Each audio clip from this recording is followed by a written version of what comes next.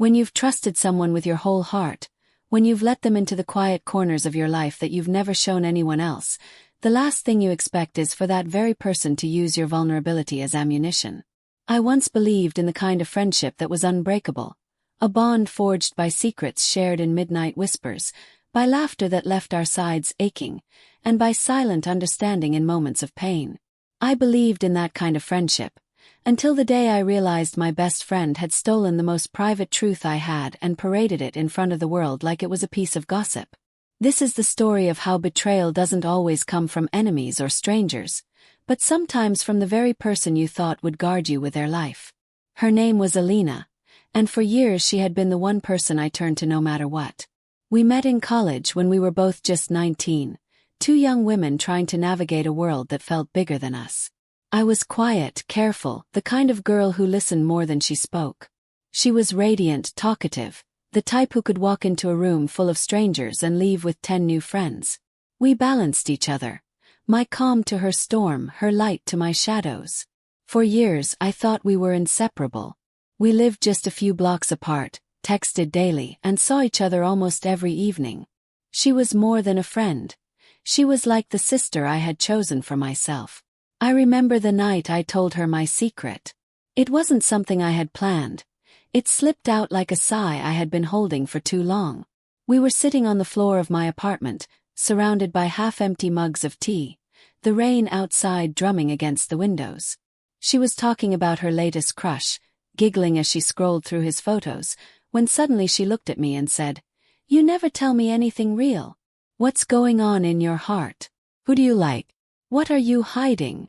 There was no judgment in her voice, just curiosity. And maybe it was the sound of the rain or the comfort of her presence, but I felt my walls crumble. I whispered the truth. That I had fallen for someone I wasn't supposed to. Someone from work, someone off limits, someone who, if people knew, would drag me into a storm I wasn't ready to face. I told her how I would pass by his office and feel my heart race, how his smile made my stomach flip, how I hated myself for feeling this way because I knew it could never end well. My voice trembled as I admitted it, my cheeks burning, my hands twisting in my lap. And she had leaned forward, eyes wide, her hand covering mine. "Your secret is safe with me," she had promised, squeezing my fingers. I believed her. Course I did. She was my best friend. Weeks passed, and the secret stayed between us, or so I thought. I felt lighter after telling her, like carrying the weight of silence had been suffocating me, and now I could breathe. I trusted her completely. She teased me sometimes in private, asking if I'd seen him that day, if he'd smiled at me, if I'd finally confessed anything. I laughed along, half embarrassed, half grateful for the space to be vulnerable.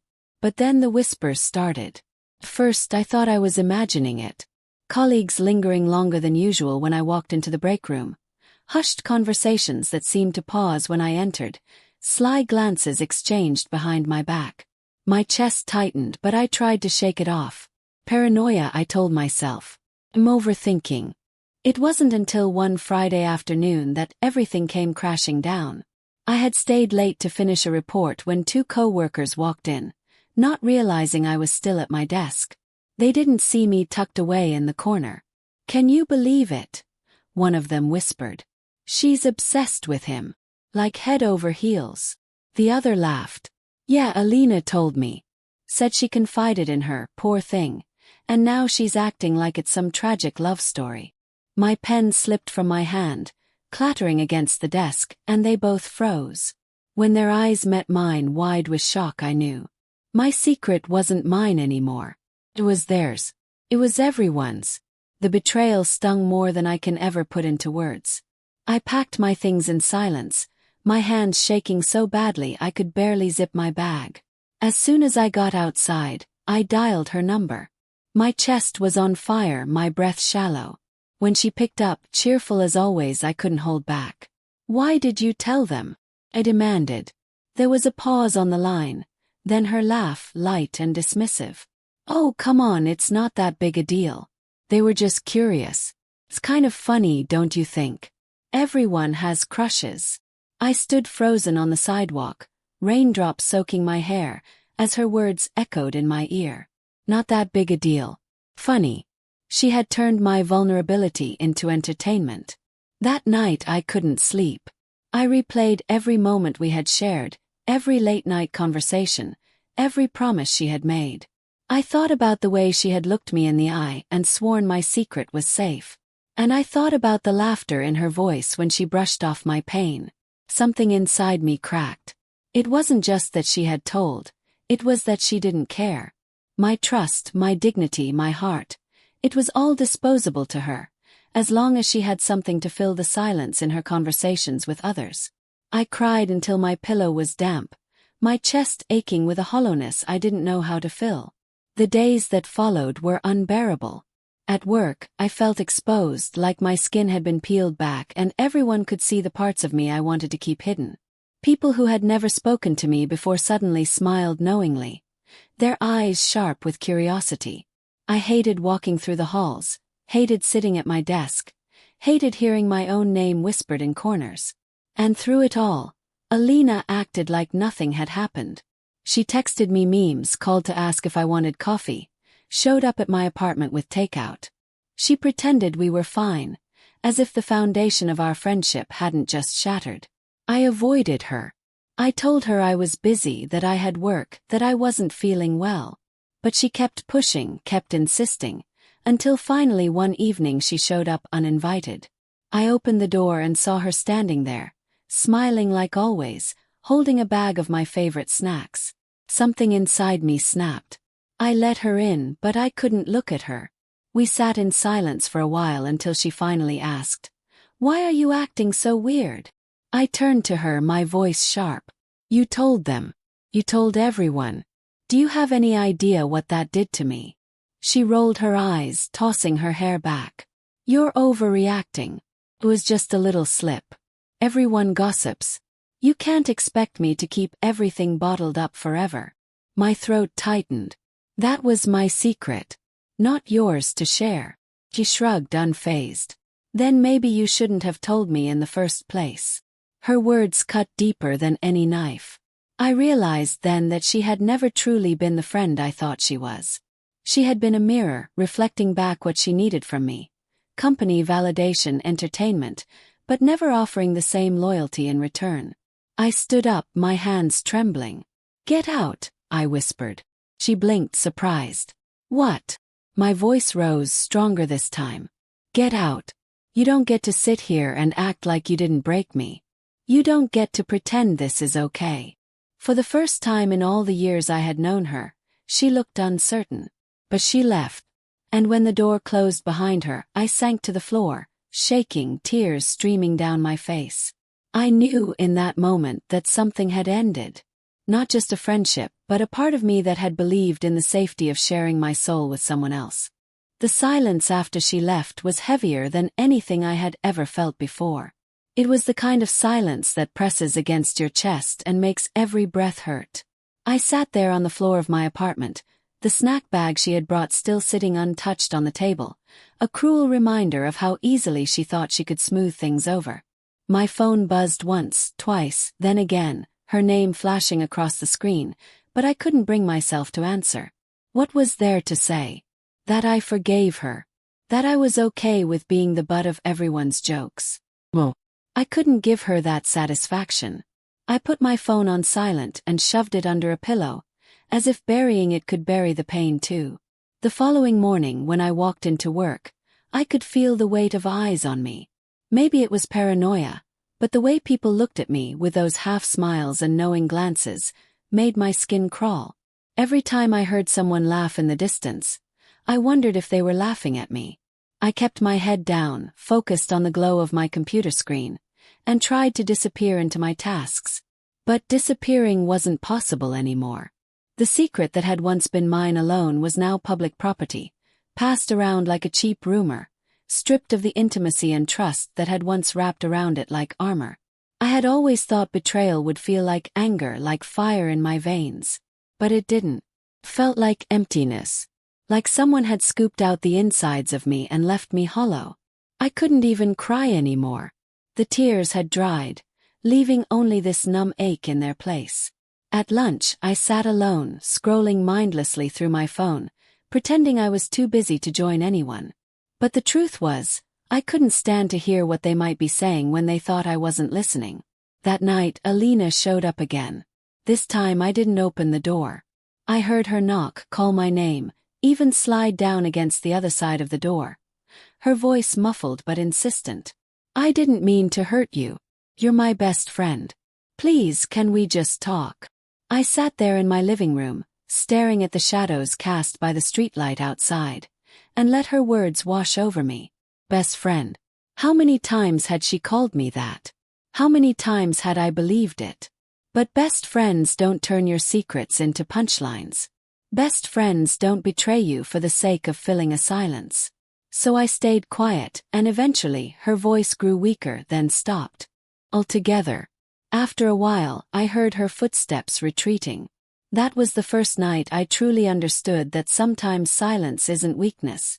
It's a decision. Boundary.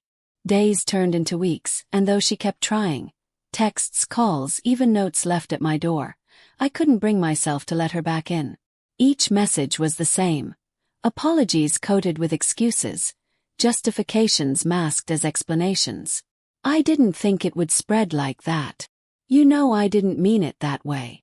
I thought you were strong enough to handle it. Every word was another reminder that she didn't understand. That she didn't care. It wasn't about the rumor, not really. It was about trust, about the fact that I had handed her the most fragile piece of myself and she had dropped it without a second thought. The hardest part wasn't the gossip. Gossip fades eventually, replaced by fresher scandals, new distractions. No, the hardest part was the emptiness her absence left behind. I had woven her so tightly into the fabric of my life that pulling her out left jagged edges everywhere. The places we used to go together felt haunted. The songs we used to sing in the car brought a lump to my throat. Even little things like passing a coffee shop where we used to sit for hours stabbed at me with memories I didn't want anymore. But pain has a strange way of teaching you things. It strips you bare, leaves you with nothing but yourself, and forces you to look at what's left. I started noticing things I had ignored before. The way she always steered conversations back to herself. The way she'd tease me in front of others, framing it as a joke, but always leaving me feeling small. The way she demanded my loyalty but never offered hers in return. How had I been so blind? How had I mistaken her sharp edges for light? One Saturday I decided to take a walk by the river. It was late afternoon, the sun dipping low, casting the water in shades of gold. Families were scattered along the banks, children laughing, couples strolling hand in hand. I found a bench and sat, watching the ripples dance across the surface. For the first time in weeks, I felt a hint of peace. As I sat there, I realized something. Forgiveness isn't about them. It's not about excusing what they did or welcoming them back into your life. It's about loosening the grip of the pain they caused so it doesn't strangle you anymore. I wasn't ready to forgive her. Not yet. Maybe not ever. But I was ready to stop letting her betrayal define me. That night, I took out my journal, the one I had neglected since everything happened, and began to write.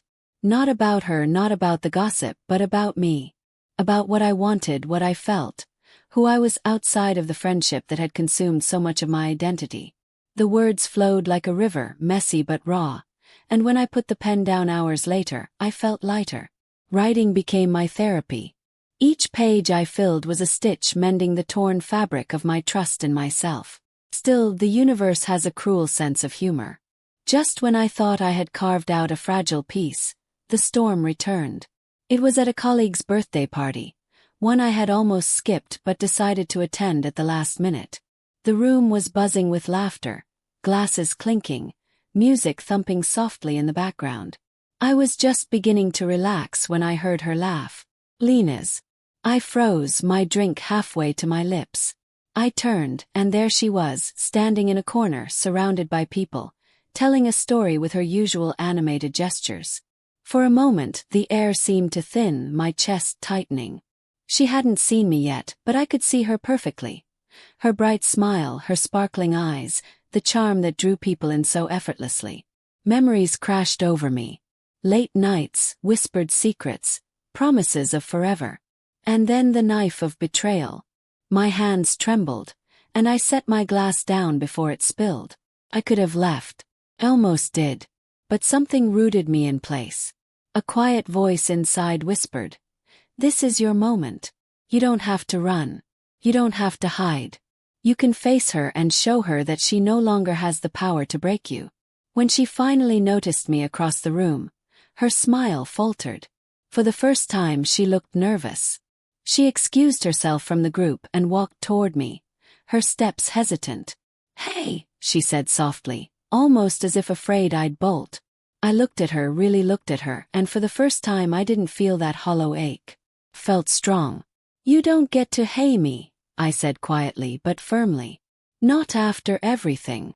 She swallowed, her eyes searching mine. "I messed up. I know I did. I wish I could take it back." I shook my head. "You can't. And that's the point. You broke something that doesn't mend with words. You wanted entertainment and you used me to get it. That's not friendship. That's cruelty dressed up as closeness." She flinched, her eyes glistening. "Please," she whispered. "I miss you." I stood tall, my voice steady. "Then you should have thought of that before you told the world what wasn't yours to tell." I turned and walked away, leaving her standing there, small and shaken, swallowed by the laughter of the party she could no longer use to drown her guilt. For the first time I felt free. Freedom has a strange taste. It doesn't come all at once, like a sudden gust of wind that clears the air. It seeps in slowly, like sunlight slipping through the blinds after a long night. After that night at the party, when I looked her in the eye and told her exactly what she had done, something inside me shifted. The weight I had been carrying, the anger, the shame, the betrayal, began to feel lighter. Not gone, not erased, but lighter, like I had finally stopped dragging chains behind me. For the first time in months, I walked into work on Monday without feeling like every pair of eyes was burning holes into me. People still whispered, but I no longer cared. Their words no longer had the power to hollow me out, because I had faced the person at the center of it all and walked away stronger. But strength, I learned, isn't just about standing tall in front of others. It's about facing yourself when the room goes quiet. And when the night stretched long and the city outside my window blurred into silence, I had to confront the truth I had been avoiding, that a part of me still ached for her. Not because I wanted her back, but because the bond we had shared was real to me. I had built so much of my life around her presence that losing her felt like losing a piece of myself. That was the cruelest cut of all, realizing that someone I had trusted so completely could throw it away so easily, while I was left grieving something that perhaps had only ever been one-sided. To fill the emptiness, I started seeking new routines. I signed up for a weekend art class, something I had always wanted to try but never found the courage for. I wasn't good at painting, my brushstrokes clumsy, my colors messy, but there was something freeing in letting the canvas hold what I couldn't put into words. One evening, as I sat in the studio surrounded by strangers, I realized how peaceful it felt to be around people who didn't know my past, who weren't judging me through the lens of rumors. They just saw me as another woman trying to learn, trying to create, trying to heal. That anonymity was like a balm, soothing the rawness of the wounds I still carried. Meanwhile, Alina didn't stop trying. She sent long messages, paragraphs that alternated between apologies and attempts at guilt. "I'm only human, I make mistakes. Do you really want to throw away years of friendship over one slip? You know you're like family to me." Each message was a thread she tried to tie back to me, but I had already cut the cord. I read them sometimes, but I didn't reply. I knew now that every word was just another performance, another way for her to paint herself as the victim. And I refused to play that role in her story anymore. One night, though, she called from a different number. I picked up without thinking, and her voice spilled through the line, raw and desperate. "Please just listen. I didn't know it would hurt you like that. I thought it was harmless. I was wrong. I've lost everyone else, and I can't lose you too." Her words were heavy with tears, but instead of softening me, they hardened me. Because in that moment, I realized she wasn't crying for me, she was crying for herself. For the loss of the comfort I had given her, not for the pain she had caused me. I listened quietly, then said, "You already lost me, Alina. The moment you chose laughter over loyalty." And I hung up. My hand shook, my chest ached, but my heart knew I had done the right thing. The next morning, I woke up with a clarity I hadn't felt in years. I opened the windows, let the sunlight flood in, and brewed a cup of coffee. As I sipped it, I thought about all the ways I had shrunk myself in the past to fit into her shadow. How many times had I let her cut me down with jokes, because I didn't want to ruin the mood? How many times had I prioritized her needs over mine, just to keep the peace? Betrayal has a way of forcing you to tally the debts you didn't realize you were paying. And the total was staggering. But here I was standing, breathing stronger. I had paid too much already, and I was done. Healing, though, isn't linear. Some days I felt invincible, striding through the world with my head high. Other days, the hurt returned like a phantom limb, reminding me of what I had lost. On those days I wrote letters I never sent. I poured out my anger, my sorrow, my longing onto paper, and then tore it up or set it aflame. Watching the flames eat away at the words was strangely satisfying, as if I was teaching myself that not every feeling needed to be preserved. Some things deserved to be destroyed. One particular letter stayed with me. In it I wrote, "You didn't just betray me, you taught me. You taught me that trust is fragile, that not everyone who calls you their best friend deserves the title. You taught me to listen to actions instead of words, to recognize the difference between loyalty and convenience. You broke me, but in breaking me you also freed me. Because now I know I can survive without you." When I finished writing those words, I didn't burn them. I folded the paper and tucked it into my journal, a reminder that even the deepest wounds can leave behind lessons. As months passed, the gossip faded.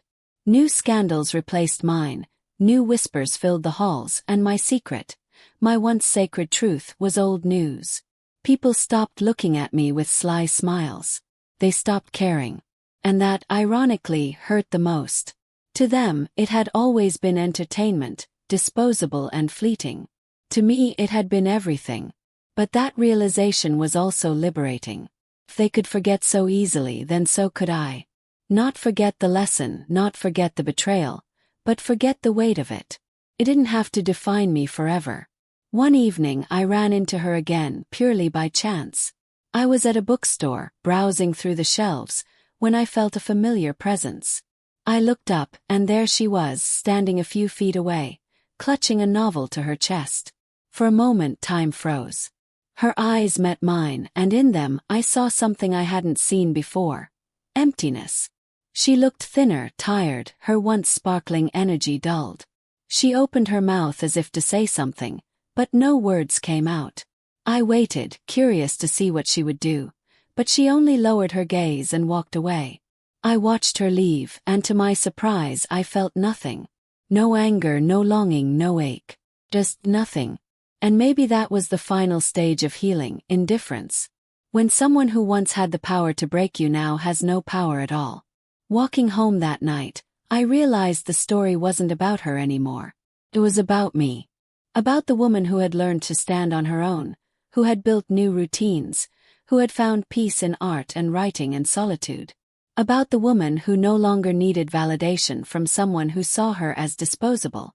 My best friend had stolen my secret and told everyone. She had betrayed me in a way I once thought I'd never recover from. But here I was, whole again, stronger, wiser. And though I would never forgive her, I no longer needed to. Forgiveness is optional. Growth is not. And I had chosen growth. The human heart has a strange resilience. It bends, it cracks, it even shatters, but somehow it keeps beating, keeps finding ways to mend itself. After everything that happened, I began to realize that survival wasn't just about moving on from betrayal. It was about rebuilding myself from the pieces that remained. I had spent months replaying the moment my secret was stolen, the laughter that followed, the shame that weighed me down. But slowly I found myself craving something different. Not revenge, not closure, just peace. And peace required me to stop staring at the wound and start looking at the horizon. Work became my anchor. The very place where I had once felt exposed and ridiculed slowly transformed into a stage where I could prove my worth. Not to them, not to Alina, but to myself. I poured my energy into projects, staying late to perfect reports, volunteering for assignments others avoided. People noticed. My boss praised my dedication. Colleagues began to rely on me. And slowly the whispers shifted. No longer about the secret but about my skills, my reliability, my growth. It was as if I had taken the narrative that once painted me as a joke and rewritten it into something powerful. Each success was a stitch, sewing back the torn fabric of my confidence. Outside of work, I carved out new spaces for myself. The art classes became more than a distraction. They became a sanctuary. My paintings were messy, far from masterpieces, but each canvas held a piece of my healing. Bold strokes of color captured emotions I couldn't speak aloud. Reds for anger, blues for sorrow, yellows for hope. One evening, the instructor paused behind me, studying my work. "You paint like someone who survived something," she said softly. I smiled faintly. Maybe I have. It was the first time I admitted it out loud. Not just that I had been betrayed, but that I had survived it. That acknowledgement was powerful, more than I expected. But healing isn't a straight path. Some nights, the loneliness gnawed at me. I'd scroll through old photos of us, laughing at a cafe, arms wrapped around each other at a concert, faces glowing in the light of friendship I once thought unbreakable. I'd ask myself why it had to end like this. Why she couldn't have just kept her promise. Why loyalty was too heavy for her to carry. And in those moments, the ache returned, sharp and merciless. But then I'd remind myself, pain is temporary, but lessons are permanent. And this lesson, that trust must be earned, not given blindly, would stay with me forever. Months passed, and with them came new people. I met colleagues who became companions, classmates who became confidants. One of them, a woman named Serena, stood out. She was quiet like me, thoughtful, with a smile that felt genuine in a world that often wasn't. We started studying together after class, sharing meals, walking home under the streetlights. One evening, she confided in me about a family struggle she had been hiding, her voice trembling with vulnerability. I listened, really listened, and when she finished, I told her gently, "Your secret is safe with me." The words felt heavy, sacred, like a vow I knew the cost of breaking. In her relieved smile, I saw a reflection of myself, the version of me that had once believed in trust. And in that moment, I realized I could still be trusted. I could still hold someone else's truth with care, even if mine had been broken. Meanwhile, Alina's shadow lingered. Though I had cut her out of my life, her presence still reached me through whispers, mutual acquaintances, the occasional accidental encounter. One colleague mentioned seeing her at another party, still laughing, still radiant, but with fewer people around her. Another said she had been complaining about losing friends, about feeling isolated. A small part of me wondered if karma was finally catching up to her. But another part, the softer part, just felt sad. Not for her but for the girl I used to know, the friend I thought I had. That girl was gone, replaced by someone I couldn't recognize anymore. The final test came one evening when I received an unexpected email. It was from her. The subject line was simple. "Please read." For a moment I hovered over the delete button. But curiosity won. Inside was a letter unlike anything she had ever sent me before. No excuses, no justifications, just raw words. She admitted she had betrayed me. Admitted she had used my secret to feel powerful, to hold the attention of others, to feed her own ego. She wrote that she had lost more than just my friendship. She had lost the only person who ever saw her for who she truly was. She said she didn't expect forgiveness, only wanted me to know that she finally understood. I read the letter twice, my chest tight, my mind swirling. For a moment, the old ache threatened to return. But then I realized something. Her words didn't matter anymore. Not because they weren't sincere, but because I had already let go. Forgiveness wasn't the point anymore. I didn't need her acknowledgement, didn't need her apology to move forward. I had built a life beyond her shadow, filled with new routines, new people, new strength. And while part of me would always remember the wound, it no longer defined me. I closed the email, took a deep breath, and felt lighter. That night, I stood on my balcony, watching the city lights shimmer against the dark sky. The air was cool, the hum of traffic below steady and calm. I thought about the girl I had been, the girl who whispered her secret into the night, believing it was safe. The girl who cried when her trust was shattered. The girl who felt invisible under the weight of betrayal. And then I thought about the woman I was becoming. The woman who had faced the storm, who had built herself back piece by piece, who had learned that even in the darkest nights, the dawn eventually comes. And I smiled. Not because it was over, but because I had survived. If you've ever been betrayed by someone you loved, you know the wound never fully disappears. It leaves a scar, a reminder of what was lost. But scars are proof of healing, proof that pain was endured and overcome. My best friend stole my secret and told everyone. She shattered the foundation of trust one had built. But in doing so, she also gave me a gift I never expected. The chance to discover my own strength. And though I will never forgive her, I no longer need to. Because I am not defined by what she did to me. I am defined by how I rose from it. Life after betrayal is not just about moving on. It's about rediscovering who you are when the person you once leaned on is no longer there to hold you up. I had to relearn simple things, like how to enjoy my own company without hearing the echo of her laughter in my mind. At first, every corner of my life seemed haunted. My favorite cafe reminded me of her. Certain songs on the radio made my stomach twist. Even walking down familiar streets felt like reopening wounds. But as weeks turned into months, those ghosts began to fade. I replaced old memories with new ones, not by erasing the past, but by creating moments strong enough to stand beside it. One of the hardest lessons was learning that closure doesn't always come from the person who hurt you. I used to imagine her showing up at my door one day, tears in her eyes, finally understanding what she had done. I thought maybe then I'd feel complete, maybe then I could let go. But waiting for closure is like waiting for rain in a drought.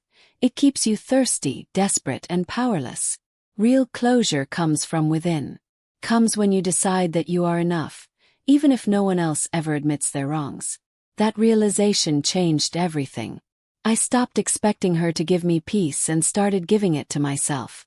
I threw myself into experiences I had always avoided. I joined a local hiking group, something Alina would have teased me for because I was never outdoorsy. But the first time I stood on a mountaintop, the city spread out below, the wind cold against my face, I felt more alive than I had in years. Nature has a way of reminding you how small your problems are compared to the vastness of the world. Standing there, I realized that the betrayal that once consumed me was just a page in my story, not the whole book. At work, my growth didn't go unnoticed. My manager began assigning me leadership roles, trusting me to guide others. The same colleagues who once whispered behind my back now came to me for advice. It was ironic. What had once been a source of humiliation became the foundation of my reputation. I had turned pain into power, and though I still carried the scar, it now looked more like a badge. I wasn't the girl defined by a secret anymore. I was the woman defined by resilience. But perhaps the most important part of my journey was rebuilding trust. Not with her, but with myself. Betrayal makes you doubt your instincts. I kept asking myself, how did I not see it? How did I not know she would hurt me? That question lingered like a shadow until one day, during my art class, I realized the truth. Trusting someone isn't a weakness. Being open, vulnerable, believing in friendship, those are not flaws. They're strengths. The mistake wasn't mine. It was hers. She chose to break what I offered freely. And that choice defined her, not me. I began to see the difference between walls and boundaries. For a long time I built walls, pushing people away to protect myself. But walls keep everyone out, even the ones who mean well. Boundaries, on the other hand, are different. Boundaries say, this is how I expect to be treated. This is what I will and will not allow. And anyone who truly values you will respect them. So I learned to draw those lines, not in anger but in clarity. With new friends, I spoke up when jokes cut too deep. At work, I stood firm when people tried to overstep. And slowly, I realized that I could let people in without giving them the power to destroy me. There were moments, though, when memories still stung. One night, scrolling through old photos, I stumbled on a picture of us at a festival. Our faces were painted, our arms thrown around each other, our smiles wide and unguarded. For a moment, grief hit me like a wave. I missed that version of us, the innocence, the belief that we were unbreakable. But then I remembered how it ended, how she turned my laughter into whispers, my secret into entertainment. I closed the photo, whispered goodbye to that chapter, and let the ache wash away. It wasn't until months later that I truly tested my growth. I was at a networking event for work when I saw her across the room. She looked different, tired, smaller somehow. For a moment my heart clenched, old instincts rising. Part of me wanted to walk over, to ask how she was, to slip back into the comfort of what we used to be. But then I remembered every sleepless night, every tear shed, every time she dismissed my pain as overreacting. And instead I stayed where I was. She noticed me eventually. Our eyes met, but this time I didn't look away. I smiled politely, nodded, and turned back to my conversation. It was such a small gesture, but it carried the weight of everything I had learned. I didn't need to confront her, didn't need to reopen old wounds. The indifference spoke louder than anger ever could. Afterward, I walked home through the city lights, my steps light, my chest free of the heaviness I once carried. For the first time in a long time, I felt like the main character of my own story, not a supporting role in someone else's drama. And that's when it hit me. She hadn't just stolen my secret. She had stolen my voice, my confidence, my sense of self. But I had taken it all back, piece by piece. And in taking it back, I had become stronger than I ever imagined. The betrayal will always be part of my story. I can't erase it, and I don't want to. Because without it, I wouldn't have discovered my own resilience. Without it, I wouldn't have learned the value of boundaries, the importance of self-trust, the beauty of new beginnings. My best friend betrayed me, but in the end she set me free. And though I will never forgive her, I am grateful for the lesson. Because now I know I can survive anything. Betrayal changes the way you see the world, but it doesn't have to leave you bitter forever. At first, everything I looked at was filtered through that wound. I doubted people's smiles, questioned their words, wondered what secrets they might twist against me. I felt like I was constantly bracing for impact, waiting for the next knife to be planted in my back. But over time I realized that living like that was another form of captivity. Alina had taken enough from me. I couldn't let her take my future too. So I made a choice. A deliberate, stubborn choice to believe again.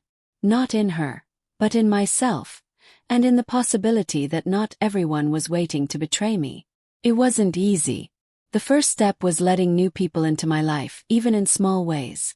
I remember meeting a colleague named Naomi at work. She was warm, open, and carried an ease about her that made people gravitate toward her.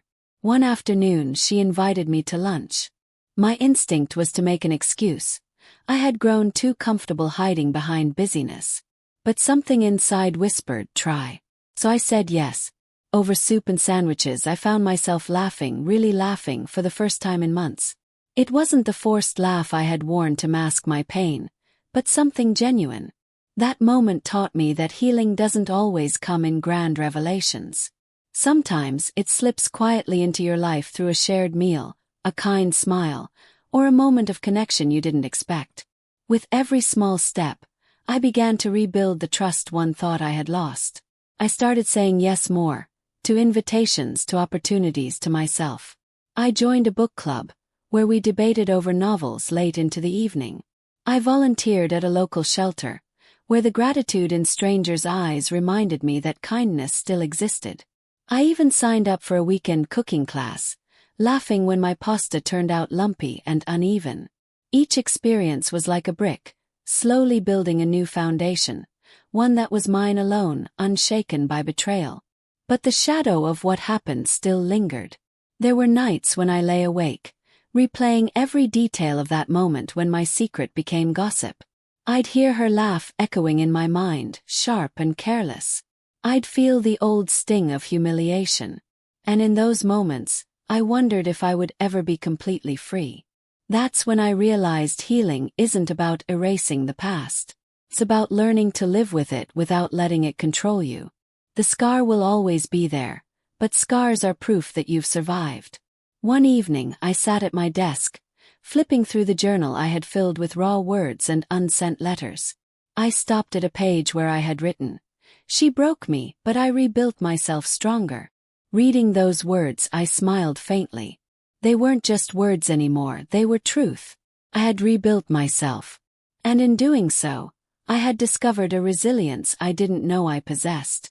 That resilience became my armor, not the kind that made me hard or cold, but the kind that gave me courage to face whatever came next. Life has a way of testing you just when you think you've healed. For me, that test came unexpectedly, in the form of an invitation. A mutual friend was getting married, and of course, Alina was on the guest list. My first instinct was to decline. The thought of being in the same room with her again, of risking old wounds being reopened, made my stomach twist. But then I asked myself, why should I let her presence dictate my choices? Why should I miss out on celebrating someone else's happiness just because of her? I refused to give her that power. So I RSVP'd yes. The day of the wedding, I dressed carefully, choosing an outfit that made me feel confident.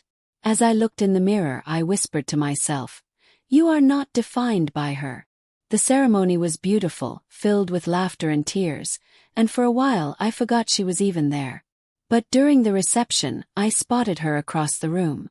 Our eyes met for the briefest moment, and I braced myself for the familiar ache. But to my surprise, it didn't come. Instead, I felt calm, indifferent. She was just another guest, no more significant than anyone else. That realization was powerful. It showed me how far I had come. She no longer had the power to ruin me. I had taken that power back. As the night went on, she approached me. My chest tightened, but I stood my ground. "Hi," she said softly, almost hesitantly. For a moment, I searched her eyes, looking for the girl I once called my best friend. But all I saw was a stranger.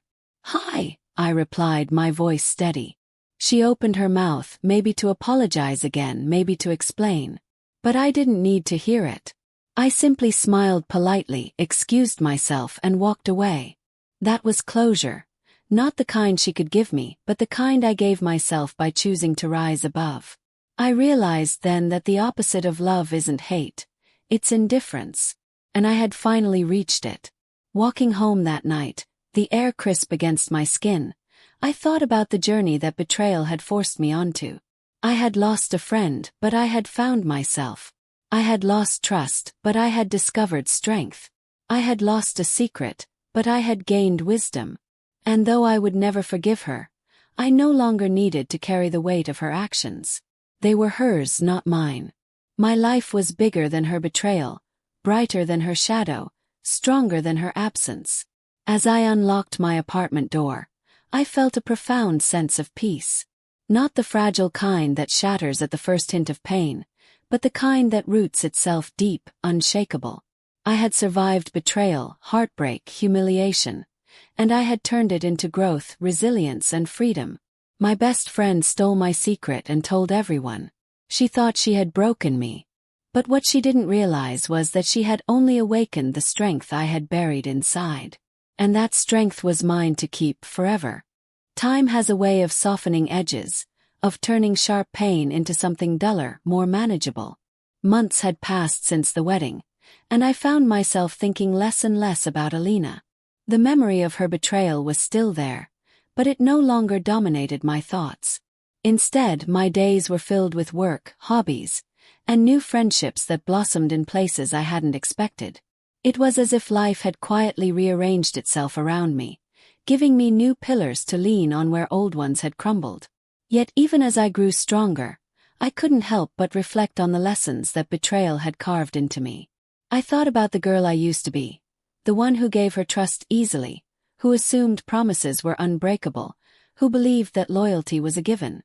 That girl was gone, But in her place stood a woman who understood the world differently. I no longer expected perfection from people. I no longer assumed that love or friendship guaranteed safety. Instead, I learned to see people as they were, not as I wished them to be. And in that clarity, I found a new kind of freedom. There were nights when I sat by my window, looking out at the city lights, and wondered if she ever thought of me. If she ever regretted what she had done. If she ever lay awake at night, haunted by the sound of her own laughter when she turned my secret into a joke. But then I would shake my head and remind myself, it didn't matter. Her regret, or lack of it, was not my responsibility. My healing didn't depend on her remorse. That was the greatest shift of all. For so long I had tied my peace to her actions. Now I tied it to my own choices. One of those choices was to stop hiding from vulnerability. Betrayal makes you want to lock your heart away, to keep every secret buried so no one can ever use it against you again. But I refused to let her steal that from me. Vulnerability is not weakness, it's courage. It's standing bare in a world that could mock you, and choosing to speak your truth anyway. So, slowly I began to share again. Not recklessly, not blindly, but carefully with people who earned it. And each time I did, I proved to myself that her betrayal hadn't destroyed me. It had simply taught me to choose more wisely. I'll never forget one evening when I was sitting with Serena, the friend I had met in art class. We were in my kitchen, cooking together, laughing at the disaster of our burned garlic bread. In the middle of our laughter, she turned serious and said, "You know, I've never told anyone this before." And she shared a piece of her heart with me, something fragile, something real.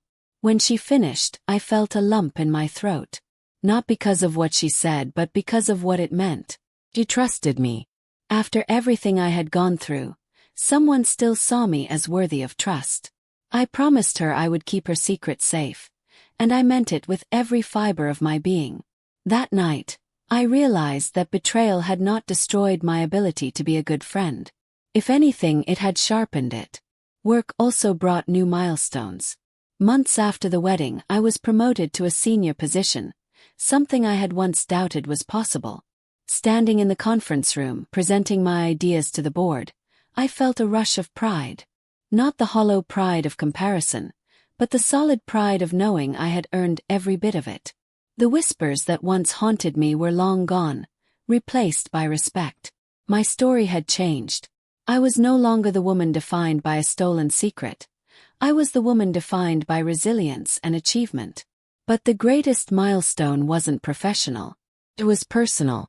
One weekend, during a quiet morning walk by the river, I realized that I no longer carried the bitterness I once clung to. The anger had melted away, leaving only a scar, a reminder. I would never forgive her, but I no longer wished her harm either. She was simply irrelevant. A chapter that had ended, a character who no longer belonged in my story. That indifference felt like the final piece of freedom I had been waiting for. As I walked home that morning, I thought about how betrayal often feels like the end of the world. But it isn't. It's the end of a world, yes, the world you knew, the trust you believed in, the person you thought someone was. But endings are also beginnings. In losing her, I gained something far more valuable. Myself. My strength, my voice, my boundaries. I gained the understanding that sometimes the people closest to us are the ones who teach us the harshest lessons, and that those lessons, painful as they are, can shape us into something stronger. Looking back, I realized I no longer wanted to erase what happened. If I could go back in time, I wouldn't undo it. Because as much as it hurt, as much as it tore me apart, it also built me. Without it, I wouldn't be who I was now. A woman who could stand tall, who could walk away from toxicity, who could find joy in her own company, and who could laugh again without fear. That was the gift hidden in the pain, growth. And so, whenever I thought of the sentence that defined it all, my best friend stole my secret and told everyone, I no longer heard it as a tragedy. I heard it as a turning point. A moment that shattered me, yes, but also a moment that forced me to rebuild. And in that rebuilding, I discovered a truth I will carry forever. Betrayal is not the end. It's the beginning of a new story, one where you are no longer the shadow of someone else's choices, but the author of your own destiny. There comes a moment after every storm when the sky clears. It's not dramatic, not sudden. It just happens quietly, almost without you noticing. One day you realize the air feels lighter, the weight on your chest has lifted, and the things that once consumed you no longer have the same hold. That's how it felt for me. After all the tears, the sleepless nights, the replayed conversations, and the ache of betrayal, I woke up one morning and realized I was free. Free from her shadow. Free from the whispers. Free from the constant cycle of wondering why. The answers no longer mattered, because I had built a life that didn't need them. I had new routines, new friends, new dreams.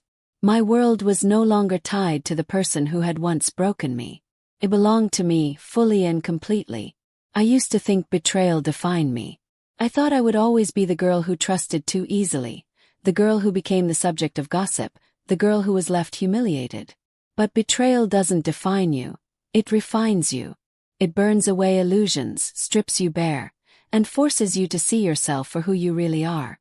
And what I saw when I looked past the pain was someone strong, someone resilient, someone capable of rising again, even when she had been knocked down by the very person she trusted most. I will never forget the moment it all changed. It wasn't a big event. Not another confrontation, not another dramatic revelation. It was a quiet night in my apartment.